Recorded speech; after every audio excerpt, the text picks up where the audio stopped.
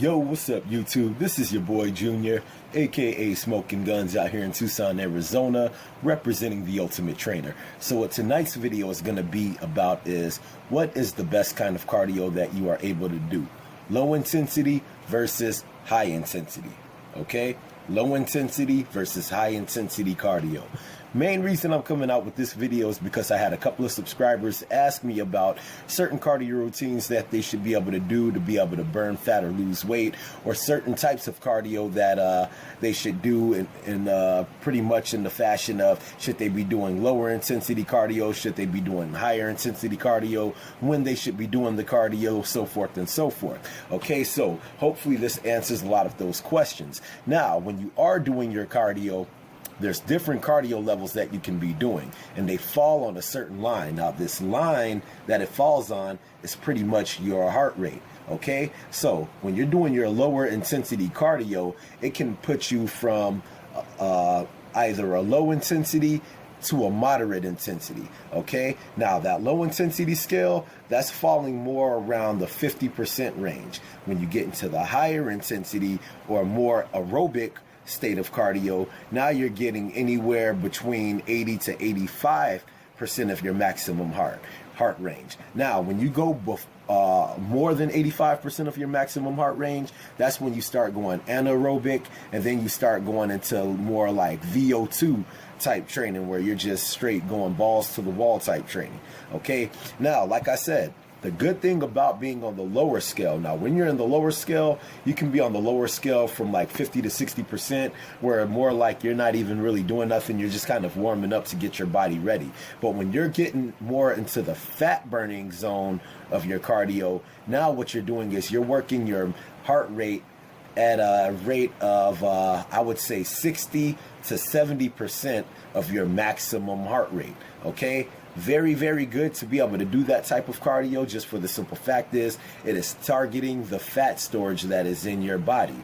Okay, now certain types of cardios that do that are fast-paced walking, like power walking, walking on an incline, weightlifting, circuit training, stuff like that. Okay, very, very important to be able to do that, because like I said, when you're doing that, it targets the fat storage that is in your body. Okay, and when you are doing that low rate cardio, you should only be doing that from anywhere from, I would say, 30 minutes and lower. So I guess anywhere from 20 to 30 minutes.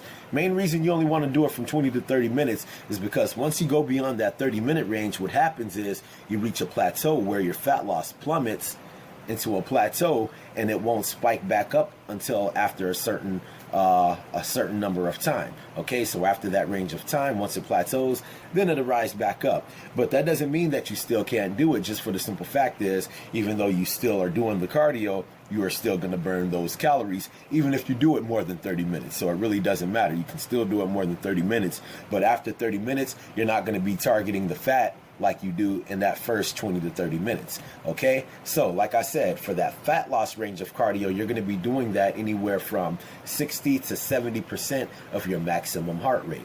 Now, when you are going more into the aerobic state of your cardio zone, now you're going anywhere from 75 to 85% of your maximum heart rate. Okay, now the really good thing about being in that aerobic state of your cardio zone is that you're going to burn a lot more calories than you will when you're in the fat loss zone. Let's say you do 20 to 30 minutes in your fat loss zone. It's scientifically proven that you're going to target the fat more than you do the cardio.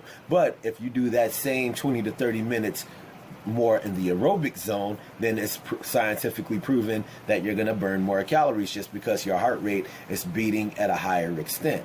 But like I said, even though you're going to burn more calories, you're not going to target the fat like you will when you're doing that lower intensity cardio. Okay, higher intensity cardio like such, in the aerobic zone, you're doing stuff like running, swimming, cycling, higher resistance type of training. Okay, so like I said, when you're doing that, very, very good for you to be able to burn the calories. And another good thing about that is, when you're doing the more aerobic state of cardio, your your calorie loss will be sustained over a longer period of time after you get done working out, a lot more so than if you're doing more of the fat range or, you know, the fat loss type of cardio where you're doing more of the lower intensity cardio.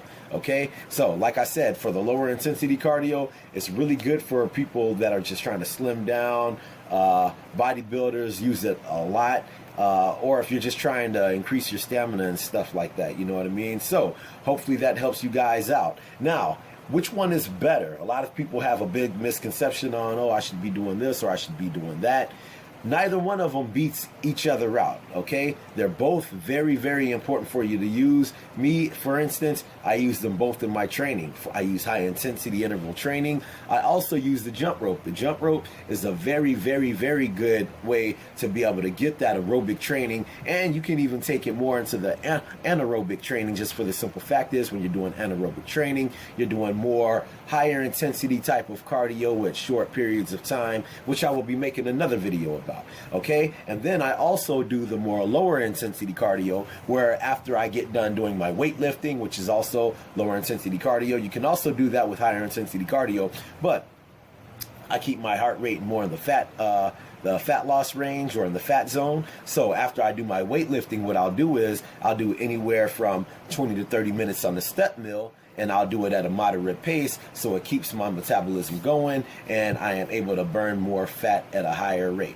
Okay, so I hope that helps you guys out. If you guys have any questions about this, make sure to hit me up in the comments section. Make sure to hit me up in my email, hit me up on my social media links. I have all my social media links in the description box below, okay? And also, make sure to hit up my sponsors. Hit up my sponsor, RSP Nutrition. Hit up my sponsor, Lions Life Aesthetics. Hit up my sponsor, Determined Records. And for all of you guys that are in the Tucson, Arizona area, or if you come to Tucson, you need any ink, any artwork done, make sure to hit up my boy Levi over at Tattoo Avenue. Make sure that you tell him that Junior sent you, and he'll have you guys hooked up, all right? He'll have you guys hooked up on any kind of ink, any kind of tattoos you need, all right? So, hope you guys like the video. If you like the video, hit the like button.